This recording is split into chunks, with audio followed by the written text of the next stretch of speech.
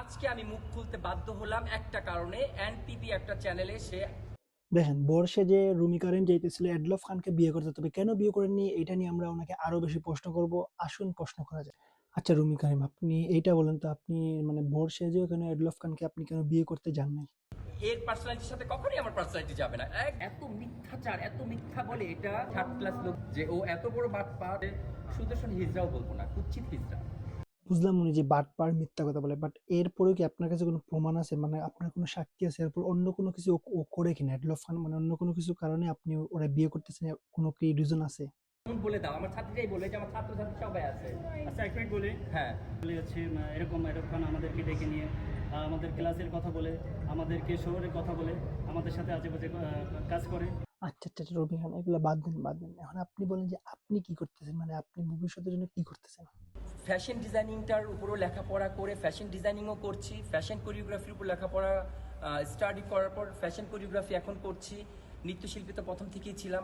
আচ্ছা ভাই, মানুষ তো বলে মানে এডলফ খান আর আপনাকে নাকি দেখতে মানে প্রায় সেমই মনে হয়, দুজনের মানে সমান মনে হয়, তাই এটা নিয়ে আপনি কি বলবেন? তখন আমার খুব কষ্ট হয়, আমি মনে কষ্ট পাই। আমি বলি ওর সুরত আর আমার সুরত তো ভাই এক না। ও তো সীতাহার বিতাহার কইরা আসে, আমি কোনো সময় দেখছেন কোনো প্রোগ্রামে যে সীতাহার কইরা আসছি?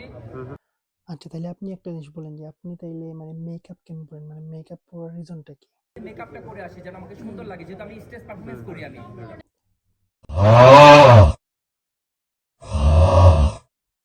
আচ্ছা এই উপরের ভিডিওটা দেখে আপনার মানে রুমি খানের রিয়াকশনটা কি, আপনার নিজের রিয়াকশনটা কি? ওরে আমার হিজড়া রে, তুই পুরুষ নামে কলঙ্ক।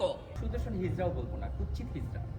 আর আচ্ছা আপনি আমাকে এটা বলেন যে আপনি এরকম ড্রেস পরার পর আপনাকে কে দেখে, মানে কারা দেখে আপনার, মানে আপনি মানে এগুলা কাদের দেখান? আমি যখন একটু লাইমলাইটে আছি, আমি ভালো কাজ করছি, আপনারা দেখছেন। অলরেডি মন্ত্রী দেখলো, আরেকটা মন্ত্রীর প্রোগ্রাম শেষ করে আসলাম অলরেডি। আচ্ছা রুমি কারিম, আপনি তো মানে এডলফ খানকে বিয়ে করতেছেন না, তো এডলফ খানকে নিয়ে আপনার মানে কোনো কিছু বলার আছে কি? আমার এই ভিডিওর মাধ্যমে যদি আপনি এডলফ খানকে কোনো কিছু বলতে চান তাহলে বলে দেন। লাস্ট ওয়ার্নিং দিয়ে গেলাম, নেক্সট টাইম যদি এরকম আমার নামে কোনো এরপরে আপনাদের সামনে বা কোনো ইন্টারভিউ তো বাজে কোনো রিউমার ছড়ায়, তাহলে কিন্তু আমি ছাড়বো না। আজকে আমার ভিডিও এই পর্যন্ত থাকুক। যদি আপনাদের ভালো লাগে তাহলে লাইক কমেন্ট শেয়ার করেন। আর আমি আপনাদেরকে মানে বাংলাদেশের উদ্দেশ্যে একটা জিনিস বলি, যে বাংলাদেশ হইতেছে একটা পুরোপুরি বিনোদন ভাই, মানে বিনোদনের কোনো শেষ নেই যে দেশে। আপনারা দেখেন কাদের আপনারা সুদর্শন পুরুষ বানিয়ে রাখছেন, মানে কাদের, এদের এদের দেখলে মানে সুদর্শন পুরুষ কেমনে আপনাদের মানে মাথার মধ্যে আসে। আবার দেখবেন তো এদেরকে আবার প্রোগ্রামে নিতেছে, বা এদেরকে পুরস্কার দিতেছে, এই পুরস্কার ওই পুরস্কার, এরা মানে এরা কেমনে পুরস্কার পায়? আপনারা এই কমেন্টে বললেন যে এদেরকে যদি আপনার এদের মধ্যে যদি কাউকে আপনারা পছন্দ করেন তাহলে আমার এখানে কমেন্টে আমাকে বললেন যে হ্যাঁ ভাই আমি এরা পছন্দ করি। আর যদি নাও পছন্দ করেন তাহলে কমেন্টে বলেন। আর যদি কোনো ধরনের ভিডিও যদি আমার এখানে কোনো ভুল ত্রুটি হয় তাহলে আপনার এটাও কমেন্ট করে আমার কিন্তু ভুলটা আমার মানে সঠিক করে দিন, ঠিক আছে? সবাই ভালো থাকবেন। Bye bye.